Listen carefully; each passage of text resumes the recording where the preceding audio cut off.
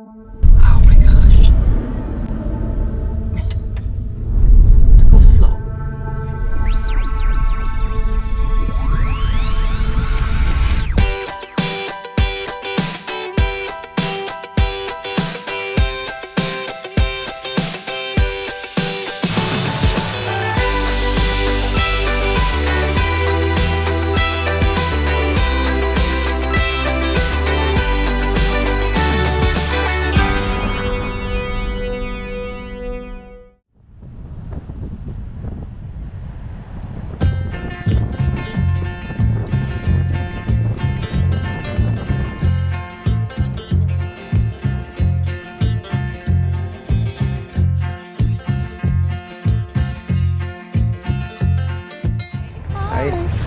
Where you guys coming from?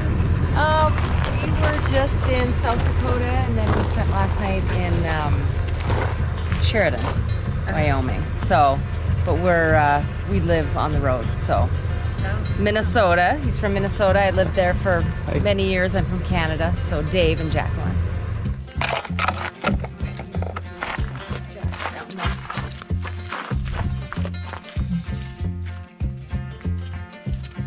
I brought these little orange cones along, and I use these every now and then. So there's this driveway here coming in, and so there's going to be some traffic, and our steps right here kind of stick out. So what I'll do is just drop a couple of these down, so anybody driving in sees if there are those steps sticking out, and just kind of brings it to their attention so you don't get hit. I can't imagine anybody driving that close to the camper, but you never know. Just rolled into our next harvest host at the Jarvis Family Harvest Host in where are we? Shoshone,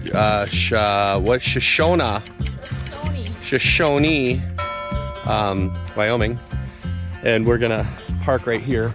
We have a little bit of room for the slide. We have a string that we measure so that we know that it's going to not hit that fence. See some ducks, some geese, my wife.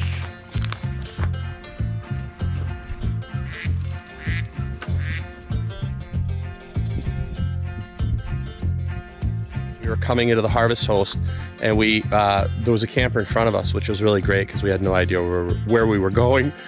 And so we just followed these guys in, and Rob from Oregon. I learned to say Oregon, and they're doing the harvest host thing too, which is kind of cool. And he just told me, he said, I'm trying to find a good place to sit and have a beer with a good view.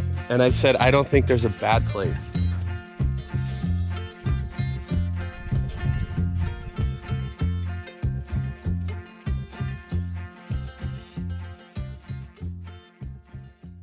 I'm just making some breakfast, and I brought muffin trays. There's not a lot of room in an RV, but underneath the oven, under the stove, I had room for some pans. So I have my oven tray, and I am making these little mini egg bakes.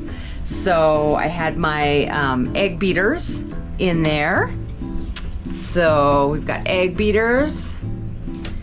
And then I didn't have spinach, so I did have arugula. And I've got tomatoes and broccoli. So I'm mixing that all together in the muffin tin, and I'm gonna bake that. I think I'm gonna add some cheese too, because we love cheese, and I think that'll make it taste even better. So I'm gonna put these in the oven after I'm done putting everything in. And then they're gonna bake for 15 minutes.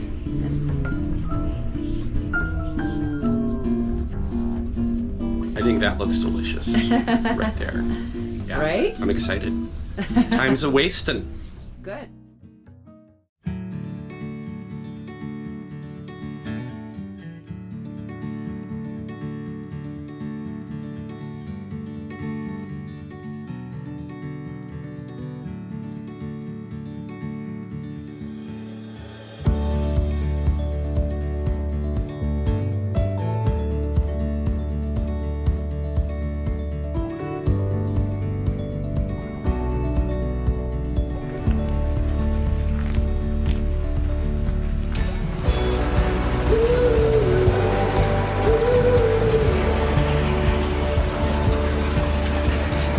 Found our spot.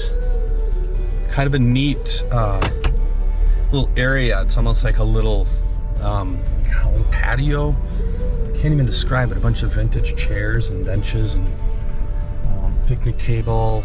We're gonna go over there. Jacqueline's just waiting, standing by to help level. She said, you know what, I'm gonna sit here.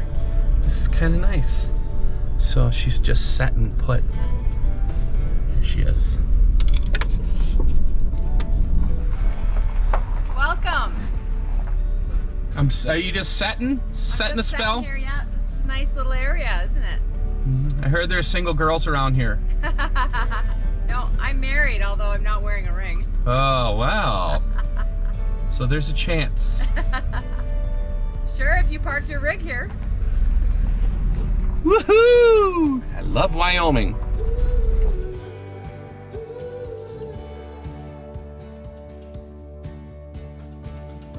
Probably the number one thing that I like about this place is the wide open area to bring your rig in. One thing that I really have learned since we've been full-time, I don't like the tight spots where you roll and they say, well, you can go right there, but stay very far to the left because somebody else is gonna come in, or we just don't have the space, and that happens and you work around it. But you come in here and you could see behind me how massive this parking lot is, and there's so much room to navigate and get in and out, and that's such a great thing. I love that, and I wish every spot was like this. This is great. This is so nice. Gotta go and hook the truck. Got your buckets? Yep, I'm too short to reach over this mammoth of a truck. Remember when we got these and they were thrown in with the trailer? Yeah. And we're like, we're gonna carry those things around everywhere we go. And now they're one of our favorite things because the jacks don't have to go down so far, and it helps stabilize the camper. We love them. It keeps it more stable, but I love that the guy that we bought them from, he was so conscious about how things looked, which was great. So he had these all spray painted black to match the black and white rig. And now it's all worn off and it's red, and we haven't even talked about, oh, maybe we should repaint those. We're like, whatever. So how nice magnetic. Is that? They are. Watch your melon. Oh. I got it. Yep, I'm good. All right. So they have a bunkhouse here. Yeah, we got a lot of work to do on the outside. Oh, Okay. you're filming? That's okay. That's all right. Look at that. What is this made of then? Stucco Flex. Stucco Flex? Flex, yeah. Okay. And this is Grizz. Yep. Grizz is a great puppy. He likes to greet everybody. Oh my gosh, look at this. It's like a prefab. It's a skid structure from the oil field, Okay. so it's rated for like 40 below. Really? Yeah, Really? it's not like a trailer house. And we have doors on order that are solid wood. How cold does it get here? Like the coldest? Very cold. It like does? 30, 40 below sometimes. Does it? Yeah. Wow. I'm So from this- Canada, northern Manitoba, so so I had cold no you're idea used that to. it gets cold. Yeah, that Yeah, cold we don't here. get it very often.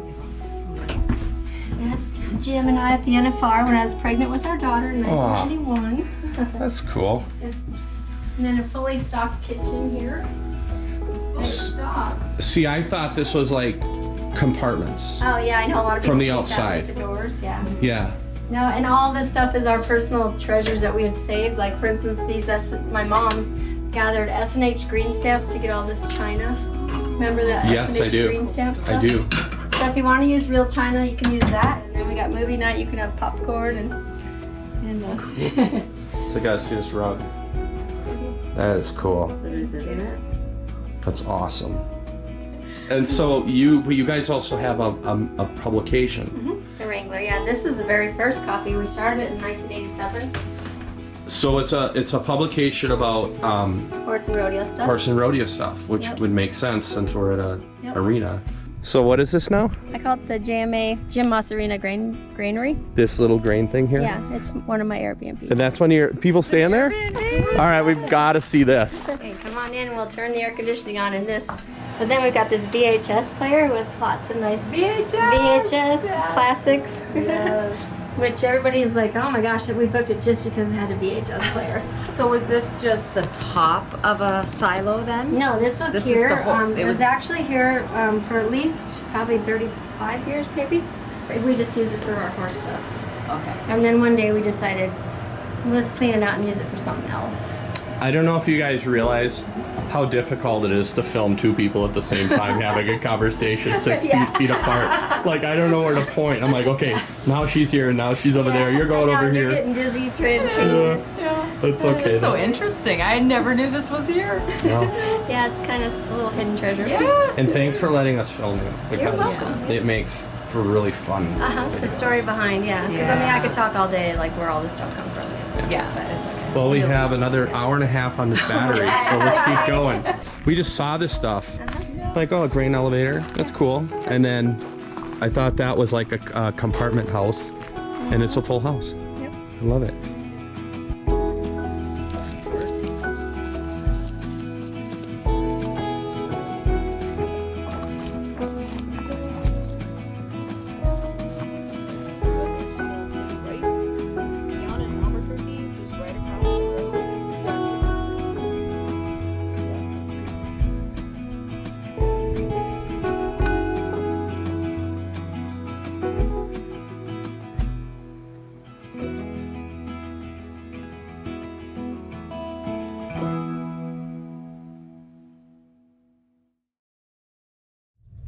Taking off today. We are, again, another travel day. But it's kind of a cool, icky day anyway. Yeah. So just noticed we forgot our lights on in the rig. Oh, We'll have to yeah. I meant to turn those off last night. You don't notice them in the daytime. Right. So. And we don't turn those on a lot at night because the bugs. We don't. Yeah, there are no It bugs. attracts bugs. No bugs out here in, where are we, Wyoming. Yeah. We're in Riverton, Wyoming. There are no bugs here, like very few tiny mosquitoes.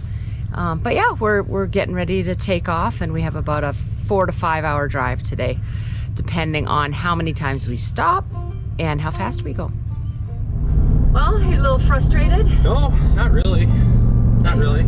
Because we have plenty of time. We're leaving plenty early because what happened is we're supposed to stay at a harvest house tonight, and apparently a text was sent out and you have to confirm 2 days, 24 hours ahead, and all these different steps, and we've never had a harvest house where you have to go through all those loops. And then apparently there was an email that needs to go back with our driver's license plate, all this information if anybody stays there, length of the rig, and that stuff's in the Harvest House app if I'm not mistaken, so that's already answered. So I'm just gonna go back and kind of like start from the beginning. We are on our way to Craig, Colorado, and we had a harvest host booked there. And it was is it a farm or a ranch? It's a farm, right? Yeah. Okay. So we had that booked, and you know, it had been confirmed. And then we just got a text message as we're driving down the road. We have a couple of hours left before we get there. We get a text message from the host saying, you know, since you didn't confirm, I'm assuming that you're not coming. Since I have not heard from you with information I requested, I assume you intend not to show up. So I'm going to accept other reservations. So we immediately called as soon as the text message came over. No answer, so we left a voicemail, and we immediately texted back and said, we will definitely be there. So sorry, what information do you need? And then she immediately texted back and said, I don't have the space available for you. I have accepted other reservations because you never responded and reconfirmed ahead of time as I require. So she had just said that she's going to accept other reservations, but she's already done so. So we looked back at this text message from a few days back, and in the fine print it says you have to send over your driver's license and your email and your home address and a bunch of different information. Everybody who's going to be staying there, their names, and anyhow, you know. It sounds, and I'm not one to complain, because I'm really not complaining, but it sounds very high maintenance. Yeah. Like we've never run into that No. before, where we stay somewhere No. and all of that. I mean, it's very seamless. Harvest Host is so simple. It is most of the time. So they have either an online booking. Some of the hosts have agreed to do that, and it's really easy. And she's one of them. And there was a text message that went back and forth in the Harvest Host app that said confirming for this date, and then yes, confirmed. So then to get this personal text message a few days ago and have to go in and read the fine print and then email stuff back, and it just seems like it's really strange. It seems like a lot of hoops to go through. And what makes it tough too is when we're boondocking and we're out in the middle of nowhere and we don't have internet, we may miss something coming in. And so we kind of say, well, it was confirmed in the original process, so we're good, we'll be there. Yeah. So I'm a little frustrated right now, and I know you are. You're trying to be. We'll find another place. Well, of course we will, but it is frustrating. I see a coyote. Oh yeah. So what's going on? So we're on the highway. We're going to Craig, Colorado, and it sends us to the right down a gravel road for 25 miles. We're not going on a gravel road for 25 miles. So now I have to see why in a million years it would send us that way. That makes no sense. Must be the fastest route, I guess. There is the highway, and then back there across a cattle guard is the road they want us to take. It ain't happening. Well, look. And now No internet here. I guess the only other choice we have is to get right back on that road for a little bit. Right? Yeah. So we'll do a UE. That's a U-turn. In the US, that's a U-turn. By the way, that is one of the nice things about having that turning point, isn't it? Yeah. We can turn on a dime. A dime, I tell you. Look at that. Maybe a buffalo nickel. Look at that.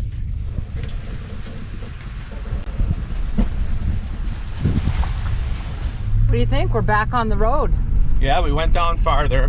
When you started to see the warnings for motorcyclists, should not go down that road. Kind of a hint. And we got down there and they were saying up to a 45-minute wait. And we thought, well, maybe they're not working today or something. And got down there and there's a whole line of cars. When you see a guy standing outside of his car, that's not a good sign. And then pavement ended, so they were going to bring you through this whole slosh of crap. So garbage. instead, can I say crap? Yeah. Instead, we're going to be on this road. Well, he's not having a hard time. No. We just have to go slow.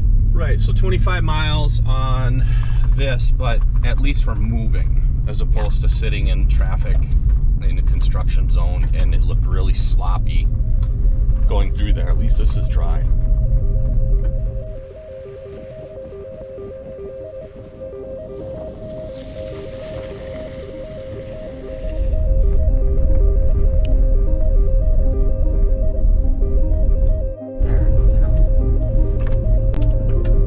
So we're on this road.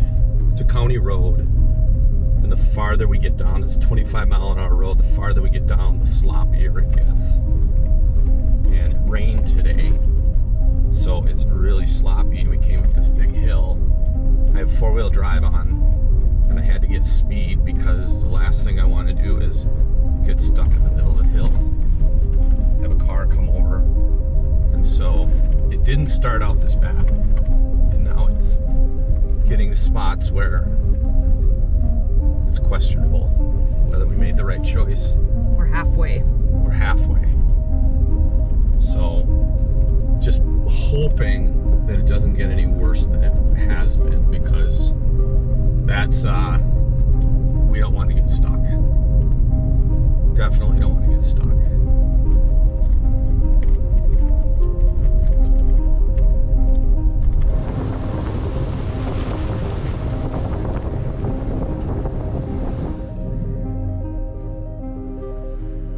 Sorts of cars coming now.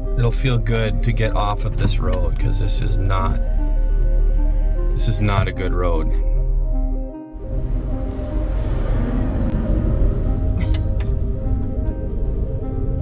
Wow. The odds that an oversized load is coming through. Yeah. Good luck, buddy. Looks like he's been through some. Yeah. And this is one reason to keep gas in the tank, to fuel up. Because you don't know.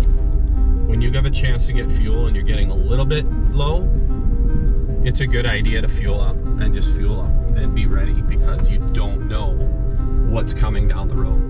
Stop for gas. Out in Wyoming here, at least where we are, the gas stations are few and far between. So we stopped here. You can easily make it to the next town, but I just don't like to roll the dice. You could sit in traffic for 3 hours. You could sit on this for 3 hours.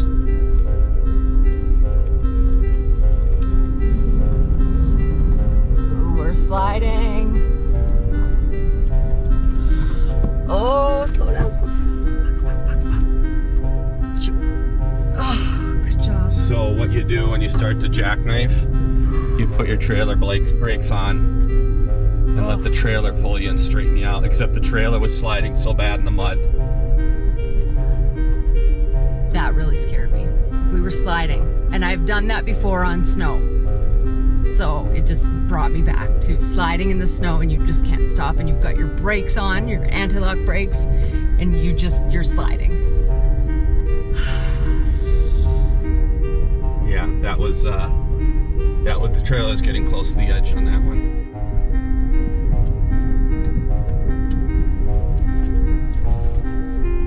Oh my gosh.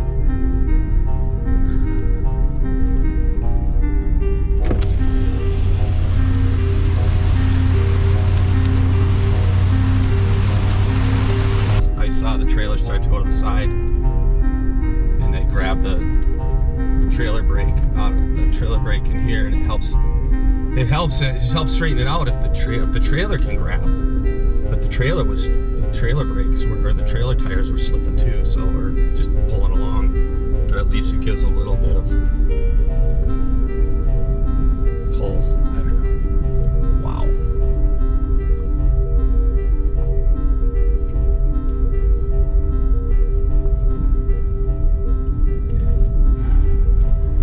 Turn off the four-wheel drive. Thank goodness. Look at that. That was pavement. Whoa. Woo! Way to go. Oh, I've never been so happy to see glorious pavement in my entire life. Yes, you did really, really well. Good. Thank you. You got us through that. I was so scared. I was so nervous. When we get to Walmart, if I can get some diapers, I'm gonna need a fresh set.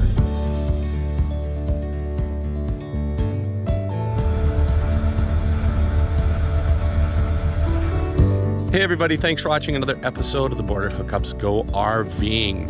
Please remember to subscribe and to ding that bell so we can let all of you know as to when we have more episodes coming out. I can't find Jacqueline for the outro right now, so I will just say we'll see y'all out there. Here.